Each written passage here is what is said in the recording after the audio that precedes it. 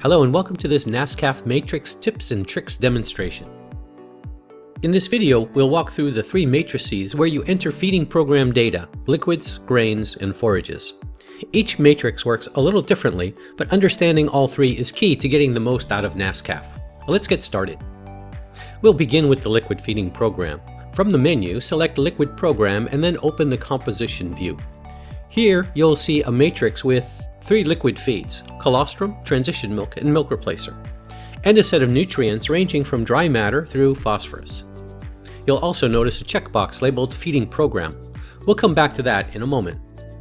When you're finished entering data, you can click OK or Hide. Both do the same thing. They save the information in the background, so it's included when NASCalf calculates growth. The window itself is flexible. You can move it, resize it, and adjust it to fit your screen. You can enter up to 6 liquid feeds and as many as 54 nutrients. If the matrix extends beyond the window, horizontal and vertical scroll bars will appear automatically. If you want to add a feed, this is where you do it. For example, if you plan to switch from milk replacer to whole milk later in the program, you can add another liquid feed and select it from the library. You can also modify nutrient values directly in the matrix. All nutrient values here are expressed on a dry matter basis, so it's important to enter values correctly.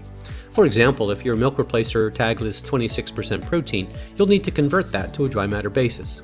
One easy way to do this is to right-click in the cell to open the built-in calculator. Divide the tag value by dry matter, then click P to paste the result directly into the cell. You can use the same approach for fat or any other nutrients. Amino acids like lysine and methionine are expressed as a percent of crude protein, so keep that in mind when setting requirements.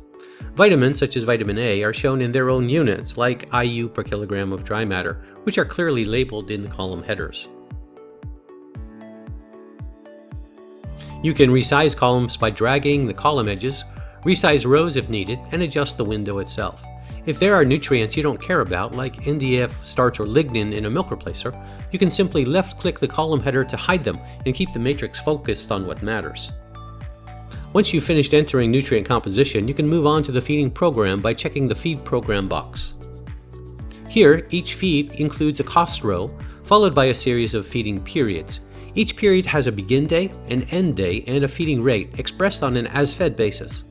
For liquids, that might be liters of milk or grams of milk replacer powder. Periods always begin the day after the previous period ends, and the begin day is set automatically. You only need to define the end day and the feeding level.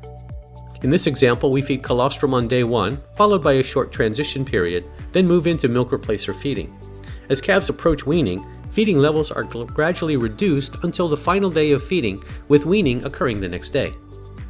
You can use up to 20 feeding periods, although most programs only need 5 or 6.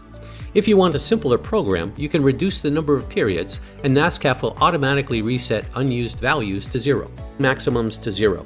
This tells the program the feed is no longer offered. Instead, use a large value like 9 or 999 to represent ad libitum intake. The forage program works very much like the grain program. You define when forage is offered, its costs, and any intake limits.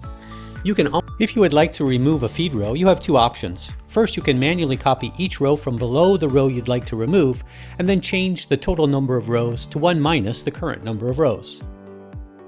You can also hide a row and set all feeding values to 0. Do this by left-clicking the row header and answering yes to the prompt. The program will set day begin and day end to 0 for dry feeds, and set all grams fed per day to 0 for liquid feeds. The row is then set to hidden. It's not deleted, but it doesn't participate in the calculations.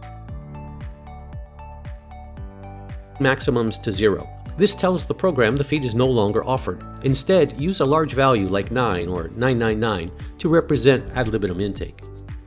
The forage program works very much like the grain program.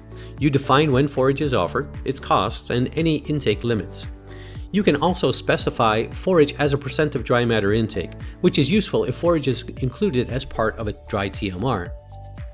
If forage is offered free choice, NASCalf needs a reasonable estimate of forage intake. Research suggests that assuming 6 to 10% of total dry matter intake as forage works well in most situations, with 8% being a common default. Once all inputs are complete, click OK or Hide to save your work. One final tip, you can open multiple matrices at the same time.